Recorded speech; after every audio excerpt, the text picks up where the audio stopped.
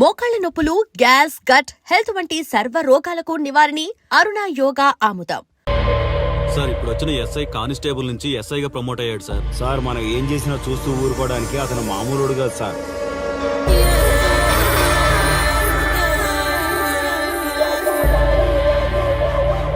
అతను మనకు అలవాటు అయ్యేంత వరకు మనం కొంచెం కంట్రోల్లో ఉందాం సార్. రేయ్, వార్నింగ్ ఇస్తున్నావా, విషయం చెప్తున్నావా? సార్ మేమేం చెప్పినా మీ మంచి కోసమే సార్. దాన్ని తీసుకొచ్చేరా. మీరైనా చెప్పండి అమ్మా. పెళ్ళాంచేస్తే బాధపడ్డానికి, పోలీసోడంటే భయపడ్డానికి నా కొడుకు కామన్ మ్యాన్ కాదు, కాశీ చెప్పాడికి.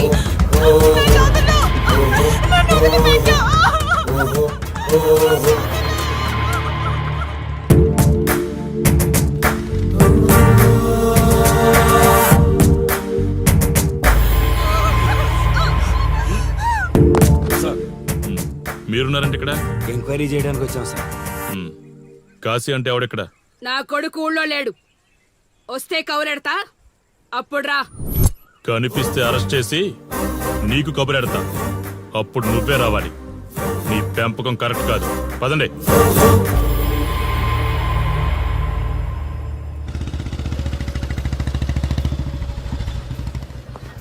కాశీ ఎక్కడ? వస్తే స్టేషన్కి రమ్మని చెప్పు.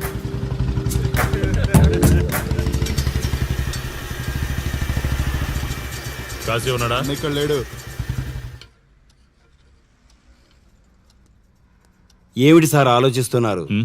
ఆ కాశీ గురించేనా? మీరు ఈ ఊరికి కొత్త సార్. మీ కొత్తగా ఉంటుంది, వింతగా ఉంటుంది. మాకంతా అలవాటైపోయింది సార్. సార్, ఇతనిపై 120 కేసులు పైగా ఉన్నాయి సార్.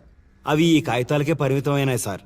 ఈ పార్వతీపురం మండలంలో ఏ రాజకీయ నాయకుడు గెలవాలన్నా ఇతని మద్దతు తప్పనిసరి సార్. ఇతను 10 సార్లు గంజాయి స్మగ్లింగ్ చేస్తూ దొరికాడు సార్. పైగా 20 సార్లు దొంగ నోట్లు ముద్రిస్తూ పట్టుబడ్డాడు సార్. అంతెందుకు, మీరు అరెస్ట్ వారెంట్ పట్టుకుని తిరుగుతున్నారే, ఇలా చాలా మంది తిరిగారు సార్. కుదిరితే కొన్నాడు, కుదరకపోతే కొట్టాడు.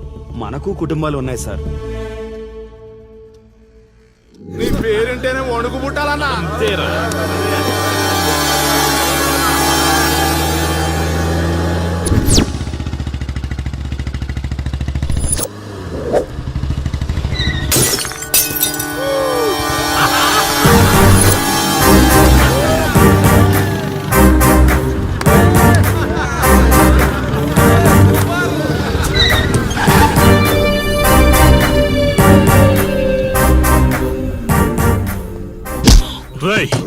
ఒళ్ళు బలిసిందా?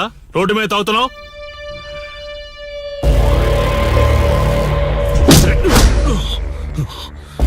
ఈ నర్సీపురం ఊర్లో కాశీ ఒంటి మీద చెయ్యేసావంటే కార్డుకి టికెట్ కన్ఫర్మ్ అయినట్టే. కరెక్ట్ గా దొరికావురా.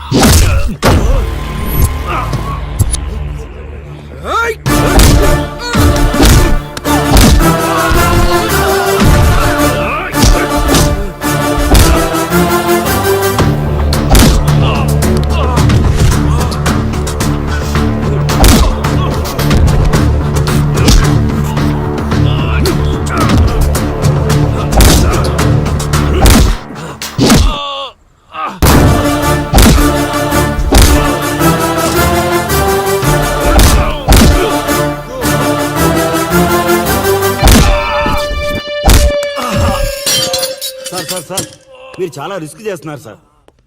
నేను డ్యూటీ చేస్తున్నాను. 3 రోజులు గవర్నమెంట్ హాలిడేస్. నేను వైజాగ్ వెళ్తున్నాను. కాశీ అంటే భయపడే వాళ్ళని ఇంటికెళ్ళి భజన చేసుకోమని చెప్పండి. తిరిగి వచ్చాక వాడిని కోర్టులో ప్రొడ్యూస్ చేస్తాను. వాడిని వదిలే ప్రసక్తే లేదు. నమస్తే సార్. ఎక్కడ మీ ఎస్ఐ? వద్దా? ఎందుకు వద్దంటున్నావు కాశీ? చెత్త నా కొడక, ఊర్లో కాశీని విధవం చేసి వదిలేద్దామనుకుంటున్నావా? కాశీ పేరు వింటేనే ఊళ్ళో ఉచ్చ పోసుకునేవాళ్ళు, కానీ ఇప్పుడు కాశీ ఫోటో కనిపిస్తే ఉచ్చ పోసేలా చేశాడు. ప్రాబ్లం నాది, పోయిన పరువు నాది. నేను చూసుకుంటాను పో.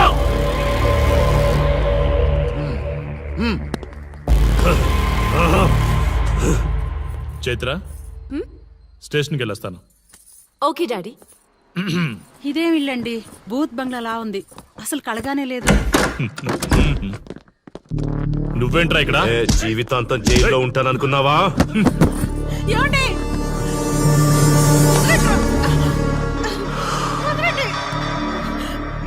ఇంట్లో అసలు అందమే లేదురా. రాయ్ ఏంట్రా వాగుతున్నావు? డాడీ ఏమండి? చైత్ర హే, మా డాడీని వదలండి వదలండి వదలండి. ఒక్క నిమిషం ముందు అబద్ధం చెప్పాన్రా. అందమంతా నీ ఇంట్లోనే ఉంది. ఎవరికెంత కసుందో తీర్చుకొని వచ్చేయండిరా.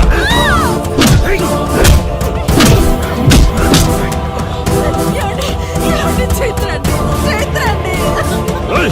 డాడీ డాడీ వదలు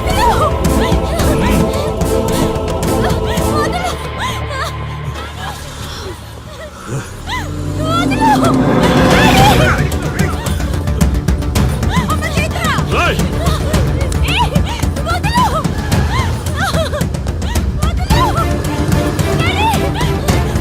రాయ్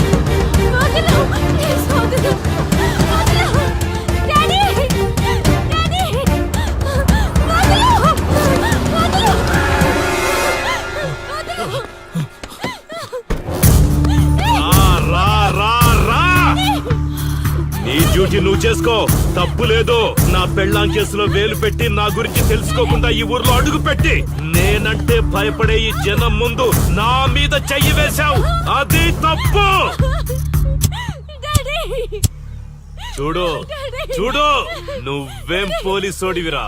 కిలోమీటర్ పరిగెత్తేసరికి ఒంట్లో ఓపిక చచ్చిపోయిందా? డాడీ వదలు డాడీ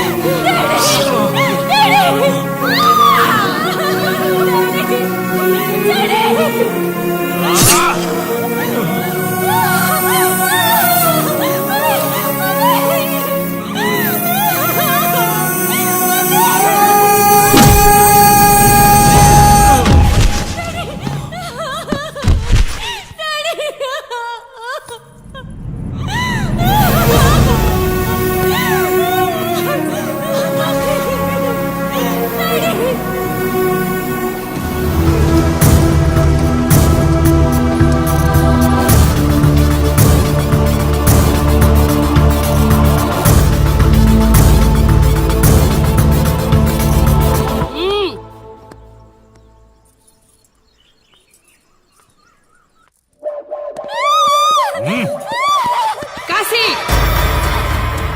నొప్పి ఒక్కరోజు తెలిస్తే చాలదు. నువ్వు 3 రోజులు జైల్లో ఉన్నావు. అది జీవితాంతం మన ఇంట్లో బందీగా ఉండాలి.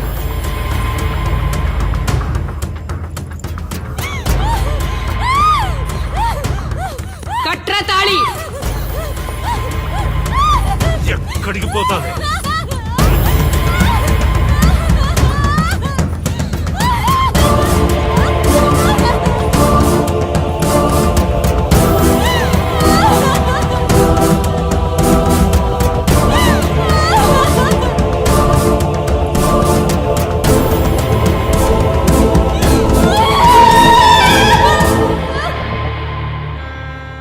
ఆ దుర్మార్గుడి నుండి తప్పించుకుని నా దగ్గరకు వచ్చింది. ఆ తర్వాత నీకు తెలిసింది.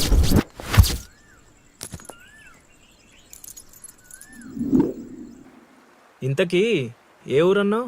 అదేదో పార్వతీపురం దగ్గర నరసీపురం అటబా, అంతేనా? ఒరే శర్మ గారు, ప్రయాణానికి సిద్ధం చేయరా.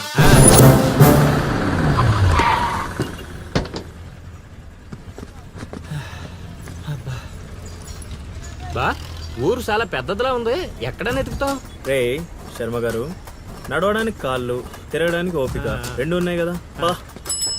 ఐసులా పోనే. పోసేసుకుంటాడు.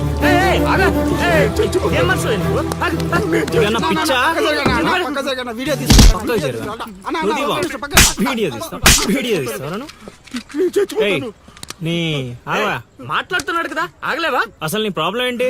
చెప్తే ఆరుస్తారా తీరుస్తారా? నా సావు నన్ను సావనివ్వండి. అయ్యా, చచ్చేదో చెప్పిసావు, మాకు క్లారిటీ ఏడ్చుద్ది. ఏరా, నువ్వు పత్తి రైతువా? కాదు, వరి రైతుని. వరికి పురుగు పట్టిందా? కాదు, పంట కూడా బానే పండింది, డబ్బు కూడా చేతికొచ్చింది. పంట పండితే పండగ చేసుకోవాలి, ఈ సావులేంట్రా? బావా, నువ్వేం డీల్ చేయి, నేను వెళ్ళి చైత్ర గురించి తెలుసుకొని వస్తాను. ఇప్పుడు చెప్పు అంకుల్, ఏంటి నీ ప్రాబ్లం? నేను కాడ అప్పు తీసుకున్నాను. డబ్బులు వచ్చాయన్నావు కదా, ఇచ్చేయి. ఇచ్చేద్దామని నిన్ను అనుకున్నాను ఆడసలు పుచ్చుకోనే లేదు. ఎందుకు వడ్డీ ఎక్కువైందా? వడ్డీ వాడు పక్కన ఉంచే. ఆడ అసలే వద్దన్నాడు. మంచిదేగా, డబ్బులు మిగిలాయి. ఆ, ఏటి మిగిలేది?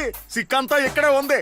ఊరు అమ్మోరు పండుగ మొదలై 3 రోజులు అయిందే. అయితే ఏటైతే ఆడి దగ్గర అప్పు తీసుకున్న వాళ్ళు అందరి ఇంటి ముందుని రోజుకు ఒక డ్రామా వేస్తున్నాడు. అదిగో టెంట్ కూడా రెడీ అయిపోయినదే. టెంటేస్తే అది నీకు టెంట్ లాగా ఉందా, నాకు పాళ్ళలాగా ఉంది. ఆ? అర్థం కాలేదా? రా చూద్దుగానే. అదిగో చూడు, ఇదిగో ఇది పరిస్థితి. నేను నీడింటి ముందు వేసినారు, ఇవాళ నా ఇంటి ముందు వేస్తున్నారు. ఏవే ఆ కిరసనాయిల డబ్బా అటుకురా. ఎవడరా బాబు, జనాలు సావక ముందనే సమాధులు ఎక్కిస్తున్నాడు. ఎందరెందరో మహానుభావులను పొట్టన పెట్టుకున్నావు శ్మశానమా, నీకు ఇసుమంతైనను జాలి లేదా? ఎన్నో ఏండ్లు గతించిపోయినవి కానీ ఈ శ్మశాన స్థలిన్ కన్నులు వచ్చిన మందభాగ్యుడు ఒక్కడైనను లేచిరాడు. ఎన్నాళ్ళ ఆహా హార్మోనియం పద్యం రక్తి కట్టే సమయంలో దగ్గి డిస్టర్బ్ చేశావు కదరా ఎద్దవ్వా. వంకెతకలేనమ్మా డొంకెట్టుకు ఎలాడిందట. పద్యం మర్చిపోయినని ఒప్పుకోవచ్చు కదా. అవే సాంఘిక నాటకాల హీరోయిన్. ఇంత గొప్ప హరిశ్చంద్ర నాటకములో నా పక్క అది నా పక్క చంద్రమతి వేషమంటే మాటలా, నాకే కౌంటరా? ఏయ్ పద్మశ్రీ అయ్యగారు తాళాల దగ్గర ఇచ్చమంటారా? టైం కాదురా, నే చెప్తాగా. ముందా మంచినీళ్లు గొంతు శృతి చేసుకోవాలి. గురుగారు యాదవ సేతురం కాకపోతే రిహార్సల్స్ కూడా ఈ గెటప్లు ఏంటండి? ఒరే హార్మోనిస్టు, వేషం పడకపోతే పద్యానికి గొంతు పెగలదురా. మొదలెట్టండి.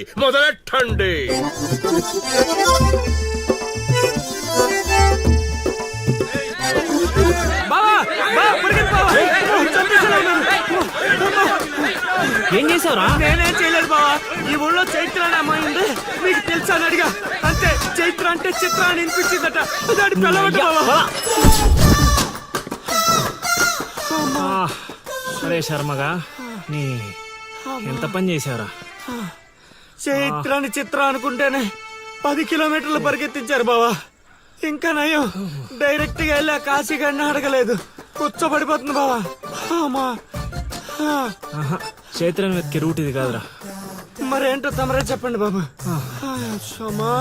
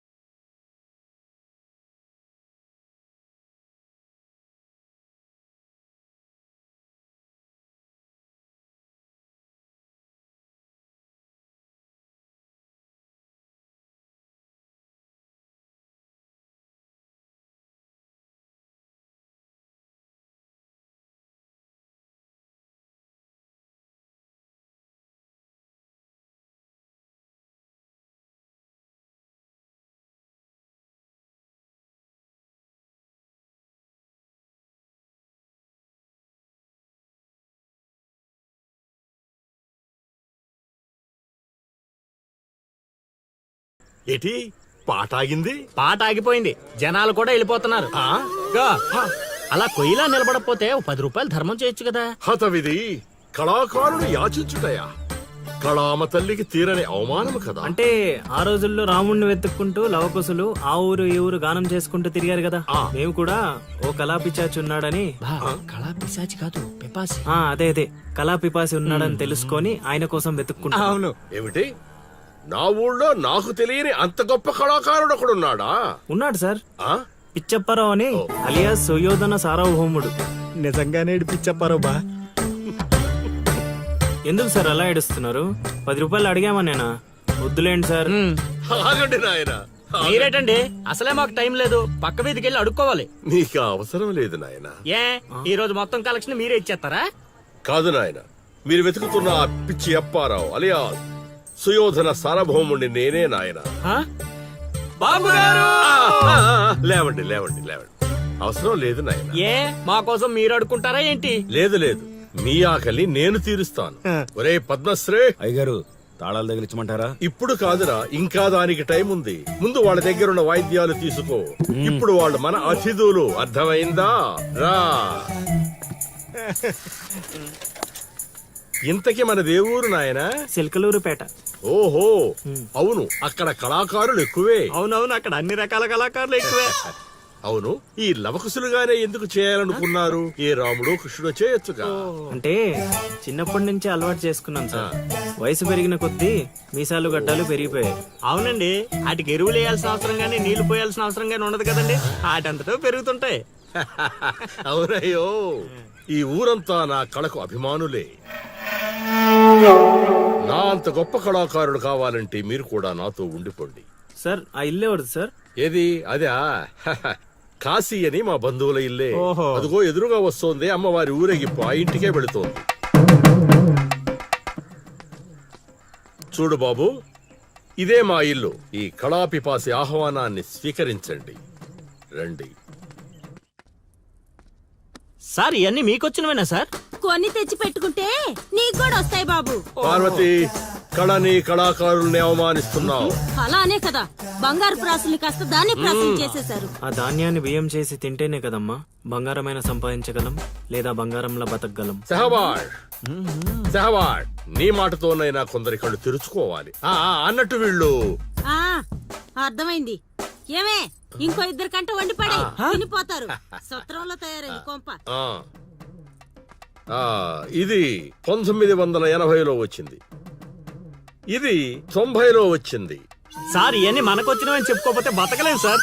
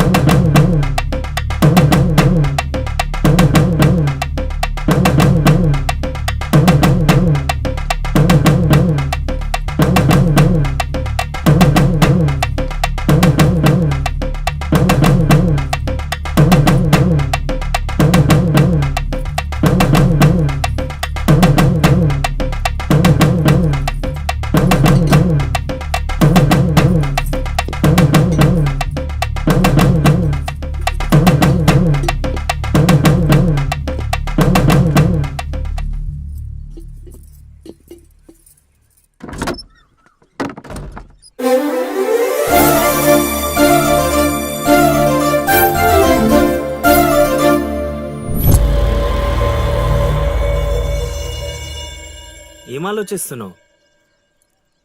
వెళ్ళిపోదాం పద ఇక్కడి నుంచి. ఎక్కడికి? మన ఊరికి. నాకే ఊరు లేదు. మా అమ్మ నాన్న చనిపోయి చాలా కాలమైంది. నేను ఒంటరి.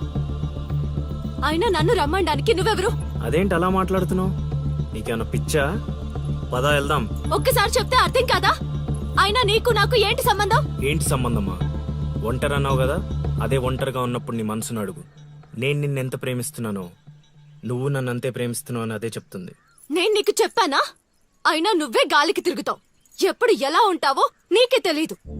అటువంటిది నిన్ను నమ్మి ఎలా రమ్మంటావు? అయినా వాడు నన్ను కొట్టుకుంటూ తీసుకొచ్చాడు. ఆ రోజు నువ్వు చూస్తూ ఉండిపోయావు. నిన్నేమనాలి? అదా నీ ప్రాబ్లం? ఈ మాత్రం కన్ఫర్మేషన్ చాలు నేను ఫిక్స్ అవ్వడానికి. అయినా నేను ప్రేమించిన అమ్మాయికి పెళ్ళై ఉండాలని మా గురుగారు ఎప్పుడో చెప్పారు. ఆనందం వస్తే స్టెప్ లేకుండా ఏడ్చు కూర్చుంటారా? ఇప్పుడు చెప్తున్నా విను. తెలియకుండా తీసుకెళ్లిపోవడం, చెప్పకుండా లేపుకెళ్ళిపోవడం కష్టం కాదు, నాకిష్టం లేదు. తీసుకెళ్ళను లేపుకెళ్ళను అన్నానని నువ్వు దేనికి ఫిక్స్ అవ్వకు. ఎందుకంటే నా మాటకి నేనే ఫిక్స్ అవను. 24/7 ఎప్పుడైనా వస్తా. కొంచెం రెడీగా ఉండే.